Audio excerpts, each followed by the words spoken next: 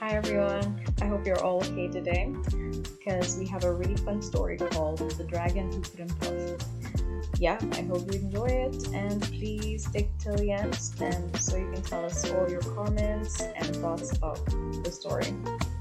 The Dragon Who Couldn't Puff by Jade Mader and Mihailo Tatic.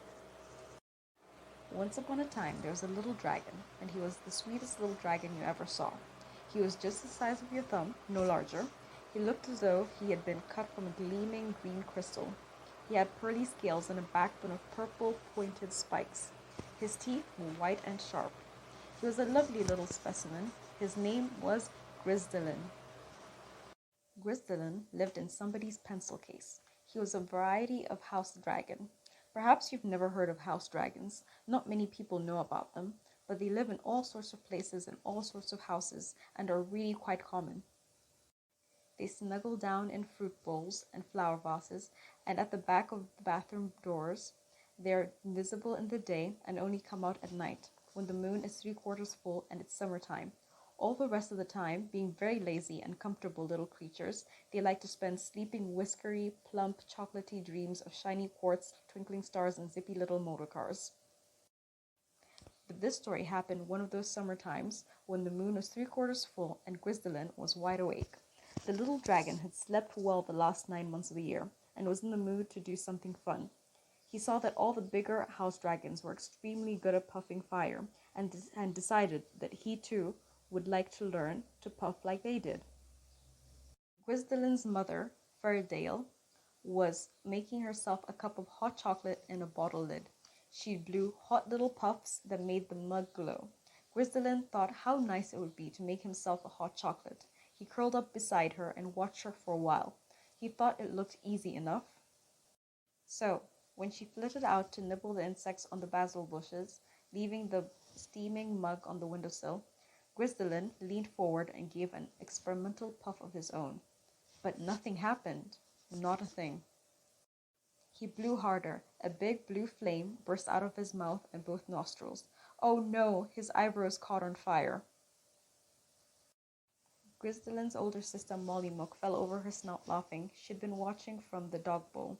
Grisdelin blushed a deep shade of green. He flew into the kitchen and hid in the fridge for a while, putting his face into a jug of cream to cool it down.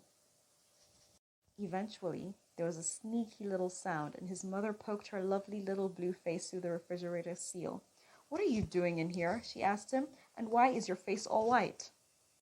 Grisdelin was ashamed and didn't want to talk about it, but Mollymook had told her everything. "Don't be worried about what your sister says," said Grisdelin's mother. "Do you know what happened when Mollymook tried to blow fire the first time? She made a very rude noise. Everybody thought that it was Grandpa." Grisdelin giggled. "But how do you puff?" he asked. "Well," said his mother, "you twist your lips up like this, and you imagine you're about to sing the first note of Happy Birthday, and you just kind of breathe out and trust that it will happen." Grisdelin tried. Nothing happened. "I don't want to do it anyway," he said. "Don't give up," said his mother. "If you give up, you know for sure that you will never do it." Grisdelin scowled. He didn't want to hear that. He had decided he wouldn't practice, and he wouldn't. And so he didn't. And for all that time, he was a dragon without a puff. But one day, as the moon was growing fuller, Grisdelin looked at his watch and saw that it would soon be winter, and soon he would have to go back to his long seasonal sleeping time, with fancies of ice cream and bunnies to hold, wavelets of icicle shivery cold. Suddenly, he thought how cold it was in the bottom of the potato bowl where he usually hibernated. Suddenly, he thought how nice it would be to have a nice hot water bottle, one that he could cuddle up with, and every time it got cold, just make a nice little puff and warm it up all over again. It wasn't anyone's birthday, but Grisdelin snuck into the baby's room and practiced his puff again and again. He knew no one would see him in the baby's room because all the house dragons were scared of humans, especially big, bold ones with big, glistening teeth, the same size as a grown house dragon. But Grisdelin was not afraid of the baby because she was like he was and really a very nice little person. So Grisdelin snuggled between two teddy bears, and in the dark he puffed and puffed to the sound of baby snoring. All sorts of rude sounds came out. Big flames burst out untrummelled, and little squeaks and sparks. Baby heard none of it. Hours and hours passed. Grizzly's forehead singed and his cheeks were aching.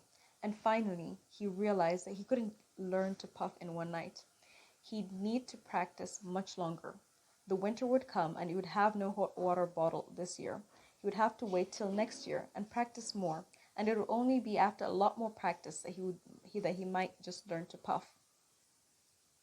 But it was really nice and warm. Grizzly saw that even if he couldn't puff this winter, he'd found a cozy little bed. He tucked himself into Teddy's back seam and found his cozy place for the winter, and he just have to practice more next year.